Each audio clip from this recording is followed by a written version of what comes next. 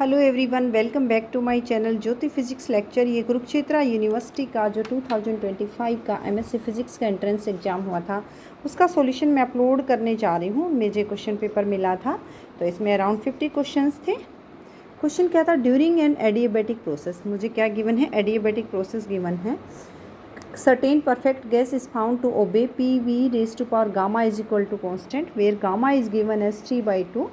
If such a gas at initial temperature T is adiabatically compressed to half the initial volume, तो यहाँ पे क्या है, temperature T हमने रखा है और उसको गैस को कंप्रेस किया है किस तरह से कि जो मेरा वॉल्यूम है वो क्या रह गया, इनिशियल वॉल्यूम का हाफ रह गया।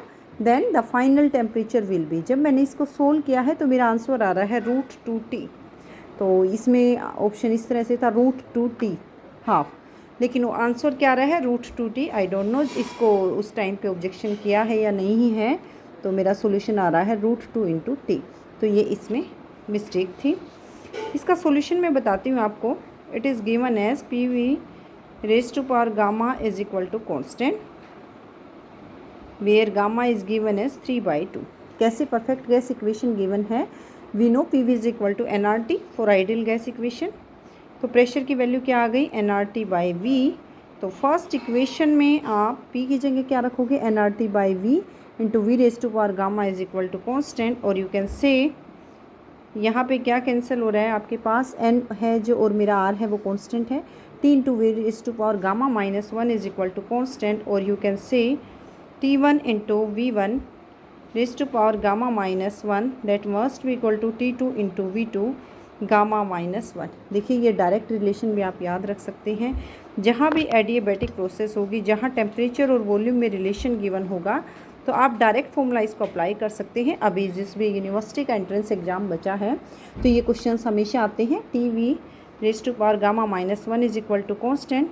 From here you can say T1 V1 gamma -1 must be equal to T2 V2 gamma -1। अब यहाँ से मैंने इसी को अप्लाई किया है।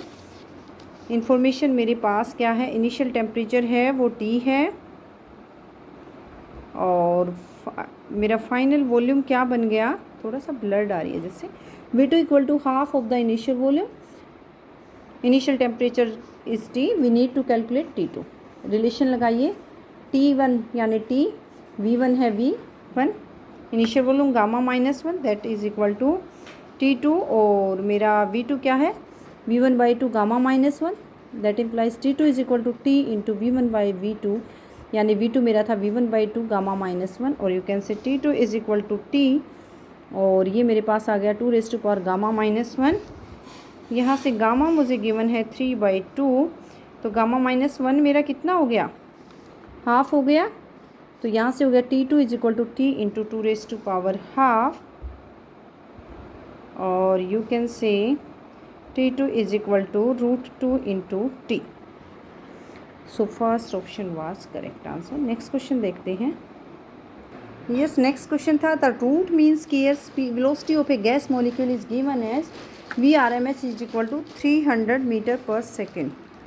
If its molecular weight is doubled, यानी molecular weight को double किया and the absolute temperature is reduced to half, temperature को half कर दिया, then Vrms will be, हमें देखना है रूट मीन स्केयर वेलोसिटी। देखिए फॉर्मूला क्या होता है रूट मीन स्केयर वेलोसिटी का, that is equal to square root of 3RT/m और उसको गिवन है 300, मैं इसको कह रही हूँ V1।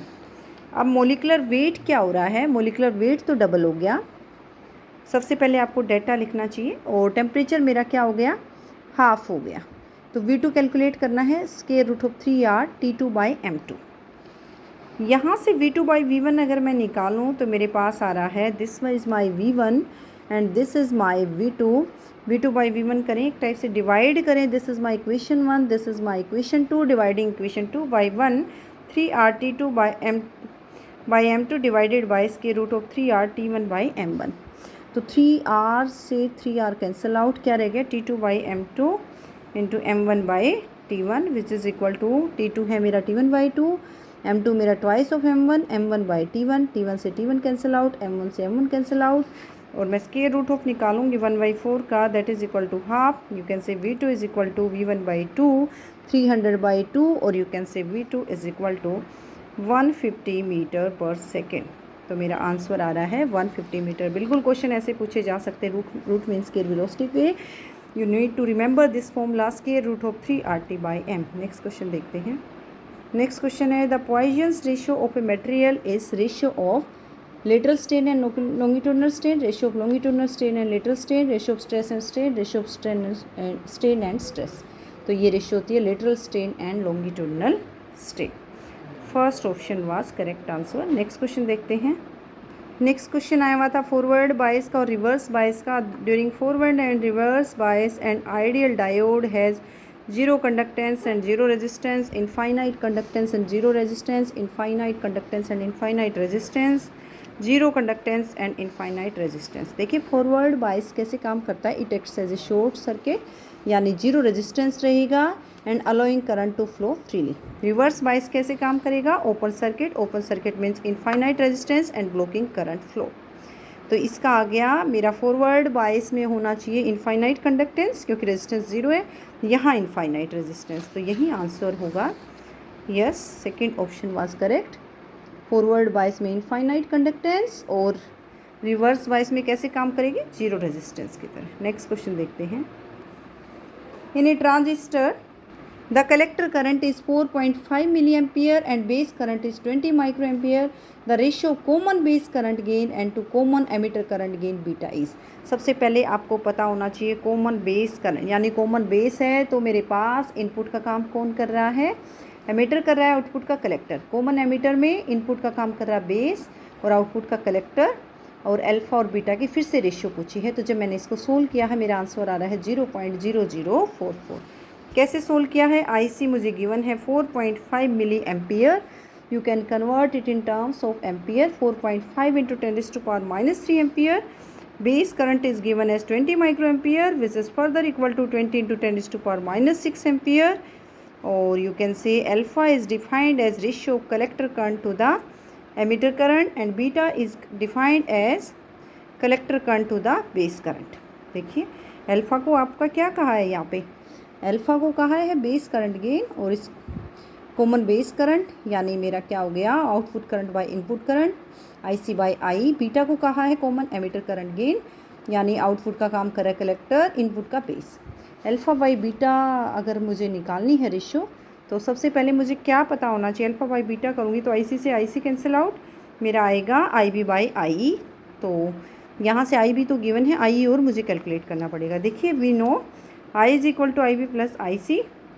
तो IB है 4.5 इंटू 10⁻³ और IC क्या है 20 इंटू 10⁻6।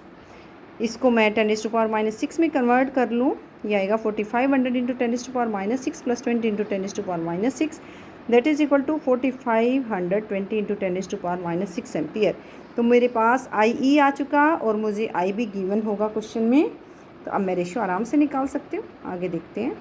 यस, IB गिवन था 20 माइक्रो एम्पियर, IE मेरा आ रहा है 4520 into 10⁻6। It is coming out to be 1/226 which is further equal to 0.00442। First option is correct answer. Next question क्या आया हुआ था, the slope and of an isobaric curve on temperature and entropy diagram is vertical line, horizontal line, greater than the slope of an isochoric curve, less than the slope of an isochoric curve.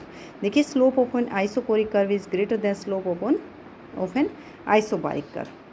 तो यहाँ से मुझसे पूछा था isobaric curve का slope क्या होगा, ये किससे लेस होगा, स्लोप ऑफ आइसोकोरिक किससे, क्योंकि slope of isochoric curve is greater than that of slope of an isobaric curve. Fourth option is correct answer. Next question देखते हैं।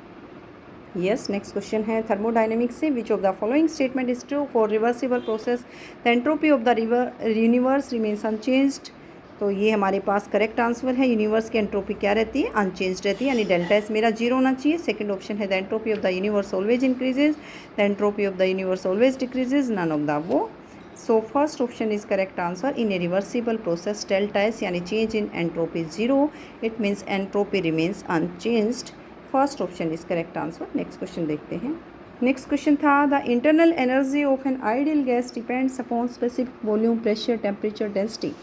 देखिए आई जो है इंटरनल एनर्जी किस पे डिपेंड करती है, टेम्परेचर। ये क्वेश्चन ऑलमोस्ट एमडीयू में भी पूछा जाता है, किसी एंट्रेंस में पूछा जाता है। बिकॉज आइडल गैस मॉलिक्यूल्स में पोटेंशियल एनर्जी जीरो, तो ideal molecules only possesses kinetic energy due to their motion, उनके बीच में कोई फोर्स काम नहीं करी, पोटेंशियल एनर्जी जीरो है। तो यहाँ से काइनेटिक एनर्जी ही होगी मोशन में। तो इंटरनल एनर्जी किस पे डिपेंड करी है, एवरेज काइनेटिक एनर्जी, और वो किस पे डिपेंड करती है, टेम्परेचर पे, केटी। यहाँ से नेक्स्ट क्वेश्चन आया था, liquid helium is super conductor below ice point, below 78 kelvin, below 4.2 kelvin, at 273.15 kelvin, below 4.2 kelvin. यानी लिक्विड हीलियम मेरा सुपर कंडक्टर कब काम करेगा, जब टेम्परेचर मेरा 4.2 केल्विन से कम हो जाएगा। नेक्स्ट क्वेश्चन देखते हैं। नेक्स्ट क्वेश्चन है, the average intensity of a wave resulted due to the superposition of two incoherent sources having each having intensity I will be. Incoherent में क्या हो जाएगा, इंटेंसिटीज ऐड हो जाती हैं। For incoherent sources average intensity is equal to I plus I, that is equal to 2i। So second option is correct answer. Next question देखते हैं। Next question आया हुआ है, the superposition of the two polarized electromagnetic waves EX is equal to alpha cos omega t and EY is equal to B cos omega t plus pi will result. देखिए आप यहाँ से phase difference देख सकते हैं, that is angle of pi. तो क्या आएगी linear polarized wave, elliptically polarized wave, circularly polarized wave, unpolarized wave.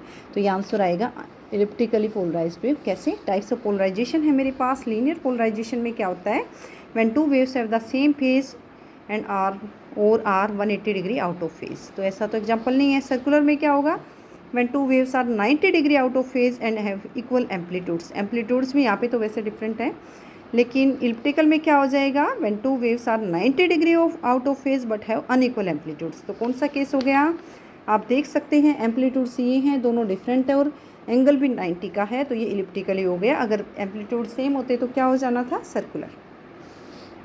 So next question, ये इसके आसपास में क्वेश्चंस आपके डिस्कस करी, हो सकता है आपके नेक्स्ट एग्जाम में अपकमिंग में यही क्वेश्चंस आ जाएं।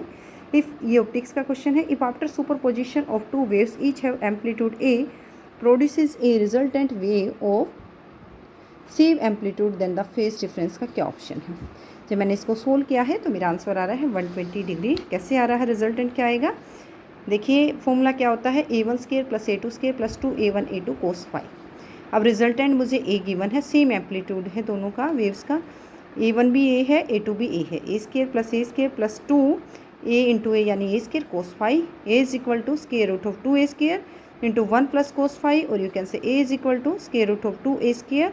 1 प्लस कोस फाई को क्या लिख सकते हैं, 2 कोस स्केयर 5/2, और ए इज इक्वल टू 2 मेरा यहाँ से आ गया बाहर, ए कोस 5/2, और यू कैन से कोस 5/2 इज इक्वल टू 1/2, और you can say 5/2 is equal to cos inverse of 1/2, और कोस इनवर्स 1/2 कहाँ होता है, पाई/3 पे, और 5 इज इक्वल टू 2 इंटू पाई/3, पाई मेरा 180 डिग्री, तो 2 into 180 degree by 3 that is equal to 120 degree. तो ये जनरल फॉर्मूला आपको याद रखना है, ऐसे इस क्वेश्चन को सोल्व कर सकते हैं। नेक्स्ट क्वेश्चन देखते हैं। नेक्स्ट क्वेश्चन है, ये फिर से हमारा ऑप्टिक्स का है, the minimum spectral width for two adjacent wavelength that can be resolved in first order with a grating having 1100 lines when a light of wavelength 715 millimetre is used. देखिए अगर आपने रिजोल्विंग पावर का experiment किया होगा BSc में, final year में आता है 5th सेमेस्टर में आई थिंक, तो आपने देखा होगा हमारे पास 2 लाइंस थी, लाइक सोडियम लैंप यूज़ करते हैं हम ग्रेटिंग एक्सपेरिमेंट में। ये हमारे पास ब्लैक लाइन दिखती है, यानी इन दोनों को सेपरेट कर रही है।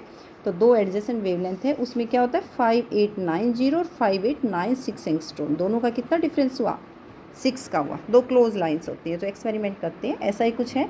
कितनी स्पेक्ट्रल विड्थ जो है वेवलेंथ के लिए रिजोल्व की जाती है फर्स्ट ऑर्डर में, जब आपके पास लाइट किस वेवलेंथ की है, 715 मिलीमीटर की है, 1100 लाइन्स हैं। जब मैंने इसको सोल्व किया मेरा आंसर आ रहा है 650 माइक्रोमीटर। कैसे आ रहा है, देखिए ऑर्डर क्या है 1, नंबर ऑफ लाइन्स है 1100, वेवलेंथ ऑफ लाइट क्या गिवन है 715 मिलीमीटर। जब भी कोई न्यूमेरिकल पूछा जाए तो सबसे पहले आप डेटा को लिखिए। रिजोल्विंग पावर ऑफ ग्रेटिंग का क्या फॉर्मूला है, लैम्डा बाई डेल्टा लैम्डा। तो यहाँ से लैम्डा गिवन है 715 millimetre by delta lambda. Also we know formula for resolving power, that is equal to n into capital N, where n है order of spectra, capital N है number of lines, n क्या है 1 into 1100।